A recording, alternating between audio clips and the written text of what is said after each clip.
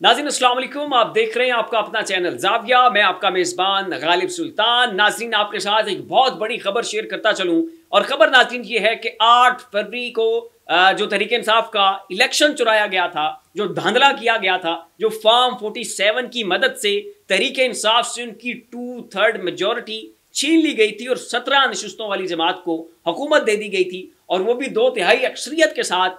ये केस जो है नाज़रीन सुप्रीम कोर्ट में लगने जा रहा है, लार्जर बेंच बनने जा रहा है। क्या है इस मामले की तफसीलात, कैसे ये केस जो है इस पूरे निज़ाम की काया पलट देगा, कैसे इस हुकूमती इत्तेहाद को घर जाना पड़ जाएगा, इसकी डिटेल आपके सामने रखूंगा। लेकिन उससे पहले नाज़रीन आपको एक और खबर देता चलूं, और वो ये है कि मरियम नवाज साहिबा के खिलाफ अब तौहीन अदालत की कार्रवाई का आगाज हो सकता है, तौहीन अदालत लग सकती है।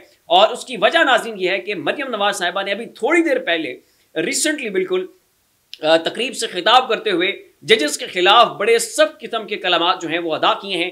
फैसल वाडा और मुस्तफ़ा साहब को जो है वो मुस्तफ़ा कमाल जो हैं उनका रिकॉर्ड इन्होंने तोड़ दिया है। और जब फैसल वाडा को माफ़ी नहीं मिली, जब मुस्तफ़ा कमाल साहब को जाकर अदालत के अंदर गैर मशरूत माफ़ी मांगनी पड़ी, जब फैसल वाडा को अदालत के दहाने के ऊपर जाके सजदा रेज होना पड़ा, वहाँ पर अपने वो एक बहुत बड़ा यूटर्न लेना पड़ा, बिल्कुल जनाब वो सामने जाके जो भीगी बिल्ली बन गए थे। तो अब मरियम नवाज साहिबा को भी ठीक उसी तरह के एक नतीजे का सामना करना पड़ सकता है। मरियम नवाज साहिबा ने नाज़रीन तमाम तर रिकॉर्ड जो हैं वो तोड़ दिए और अदलिया के खिलाफ बड़े सख्त किस्म के रिमार्क्स दिए हैं, जुमले अदा किए हैं, जजेस को डराया है, जजेस को धमकाया है, जजेस को थ्रेटन करने की कोशिश की है, जजेस के ज़मीरों को बिकने तक का जो है वो ताना दे दिया है।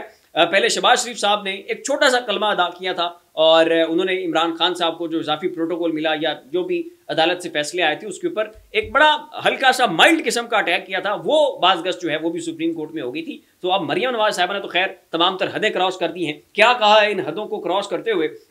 मरियम नवाज साहिबा अपने खिताब के दौरान कहती हैं कि अवाम जिसको इक़्तिदार में लाना चाहती है, मैं बता दूं वो मुल्क के लिए ठीक नहीं है। मेरी बात मान जाओ, अवाम दोस्त दुश्मन की पहचान करे। पता नहीं इन लोगों को किसने लॉन्च किया, सुप्रीम कोर्ट को ये सब कुछ नजर क्यों नहीं आ रहा। उसके बाद सुप्रीम कोर्ट के जजेस को टारगेट करती हैं और कहती है कि सुप्रीम कोर्ट के जजेस से अर्ज करती हूं, मुल्क को चलने दो, जिस शख्स को आप वापस लाना चाहते हैं। अब ये जजेस के ऊपर इल्जाम है कि आप इमरान खान साहब को वापस लाना चाहते हैं।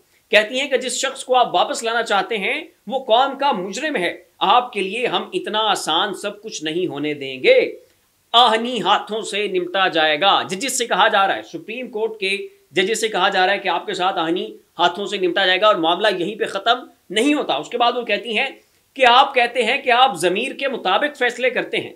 अगर आपका जमीर बिका हुआ हो तो, अगर आपका जमीर बिका हुआ हो तो हम क्या कर सकते हैं? अब मजीद बर्दाश्त नहीं हो सकता और ना होगा। ये नाज़रीन कहना था मरियम नवाज साहिबा का, और तमाम तर लिमिट्स को, तमाम तर हदूद को इन्होंने क्रॉस किया और जजेस को जो है वो बड़े जोरदार अंदाज में पिछाड़ा भी है और लताड़ा भी है। एक अगली नाज़रीन अहम खबर यह है कि इस वक्त पाकिस्तान की स्टैब्लिशमेंट जो है वो नून लीग को ब्लैकमेल कर रही है, और इसकी हवाले से नाज़रीन ज़राए का ही कहना है कि नून लीग जो है इस वक्त हमें डामाडोल नजर आ रही है। जब से मखसूस नशिस्तों का फैसला आया है, ऊपर से बिजली के बिल आ रहे हैं, फॉरेन इन्वेस्टमेंट आ कोई नहीं दी, मामला जो है वो आगे चलते हुए दिखाई दे नहीं रहे। इमरान खान साहब ने आलमी दबाव जो है उसकी एक अलग ही मिसाल कायम कर दी है। ना चाइना हाथ मिला रहा है, ना गल्फ स्टेट्स हाथ मिला रही हैं, ना यूरोपीय यूनियन हाथ बढ़ा रहा है। अमेरिका है तो वहां से रेजोल्यूशंस पास हो रही हैं, यूरोपीय यूनियन है तो वहां से भी इनके खिलाफ रेजोल्यूशन आने वाली है। अक़वाम मुत्तहिदा में इमरान खान साहब की बातगश्त हो रही है। हुकूमत को नजर आ रहा है कि मामला जो है वो बहुत सख्त हो रहे हैं, और ऊपर से मखसूस नशिस्तों का केस वो भी तहरीक इंसाफ के हक में चला गया। आइंदा 8 फरवरी का केस लग सकता है। तो नून लीग नाज़रीन ज़राए का ये कहना है कि बहुत ज्यादा डामाडोल हुई और इन्होंने ये फैसला किया कि क्यों ना इक़्तिदार को छोड़ दिया जाए। अब ऐसे में एस्टैब्लिशमेंट को ये लगा कि जब ये इक़्तिदार छोड़ के गए तो फिर जनाब हमारा तो पूरा जो निज़ाम है, जो पूरा हिसाब किताब है वो तबाह बर्बाद हो जाएगा। तो इसके ऊपर नाज़रीन ज़राए का ये कहना है कि पाकिस्तान की स्टैब्लिशमेंट ने जजेस को ये कहा है कि हम मार्शल लॉ लगा देंगे, और ये धमकी लगाई है ताकि जजेस डर जाएं और उनके जो आइंदा फैसले हैं वो ज़रा जनाब ठंडे मीठे से हों और उससे हुकूमत को ज़्यादा नुकसान ना पहुंचे। तो एक तरफ जजेस को डराया मार्शल लॉ की धमकी देकर, और दूसरी तरफ नून लीग को डराया और नून लीग को यह कहा कि जनाब 8 फरवरी का केस लगने जा रहा है, आप लोग हुकूमत छोड़ के घर चले जाएंगे, इमरान खान इक़्तिदार में आ जाएगा, और जब इमरान खान आ गया तो आप सब के सब जो हैं वो जेलों में चले जाएंगे। तो एक तरफ स्टैब्लिशमेंट अदलिया को भी डरा रही है और दूसरी तरफ स्टैब्लिशमेंट नून लीग को इमरान खान की धमकी दे रही है, और मकसद और हदफ क्या है कि उधर से जो अदलिया है वो ठंडी मीठी हो जाए, वो नून लीग के हक में फैसले दे, हुकूमती इत्तेहाद के हक में फैसले दे, और इधर से नून लीग जो है ये ज़रा तगड़ी रहे, ज़रा हिम्मत करे और इस हुकूमत को जो है वो आगे प्रोलॉन्ग किया जाए, ताकि जो ख्वाब देखा था, जो एक प्लान तैयार किया था, जो मनसूबा जो है वो मुरतब किया था, वो अपना अमली जामा पहन सके। तो ये हरबा जो है नाज़रीन इस वक्त पाकिस्तान की इस्टेब्लिशमेंट अपना रही है और इसकी प्रैक्टिकल इम्प्लीकेशन जो है वो की जा रही है, और इसकी एक झलक जो है आपको ख्वाजा आसिफ के बयान में भी नजर आई। और उनका ये कहना था कि अगर हमें घर भेजने की कोशिश की जा रही है, दोबारा इलेक्शन करवाने का कहा जा रहा है, तो जनाब हम भी जो है वो ऐसे नहीं बैठेंगे, हम हर तरह से जो है वो मुजामत करेंगे और इस सिस्टम को नाको चने चबाने की कोशिश की जाएगी।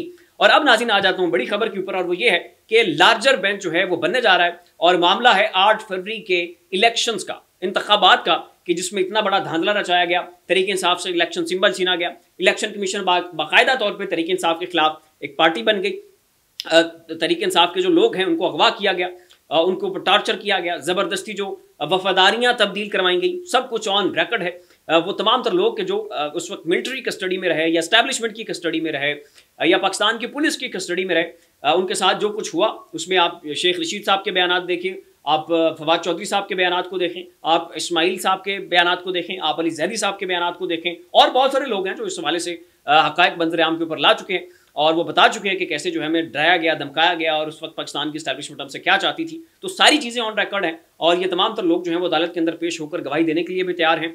और 8 फरवरी के बाद जो कुछ फॉर्म 45 के साथ किया गया, जो कुछ फॉर्म 47 के साथ किया गया, सारी की सारी चीज़ें ऑन रिकॉर्ड है। तमाम तर शवाहिद जो हैं, तमाम तर गवाहान जो हैं वो अदालत के अंदर पेश होंगे, और जज वही हैं कि जिन जजेस ने वो आपके मखसूस नशिस्तों का केस सुना। 13 रुकनी लार्जर बेंच है, और हो सकता है कि आइंदा ये जो समाअत होने जा रही है और वो बेंच बनेगा, हो सकता है उसमें और कुछ जजेस जो है उनका इजाफा कर दिया जाए।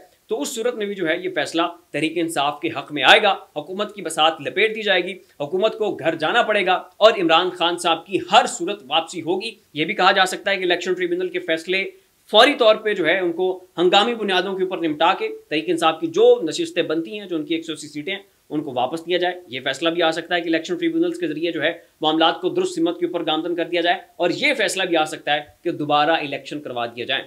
और वहां पर यह देखना होगा कि तहरीक इंसाफ इन दोनों ऑप्शंस में किसके साथ कंफर्टेबल है। तो फिलहाल नाज़रीन इतना ही। ऐसी मजीद लम्हा बलमा अपडेट्स के लिए हमारा चैनल ज़ाविया सब्सक्राइब कर लें। शुक्रिया।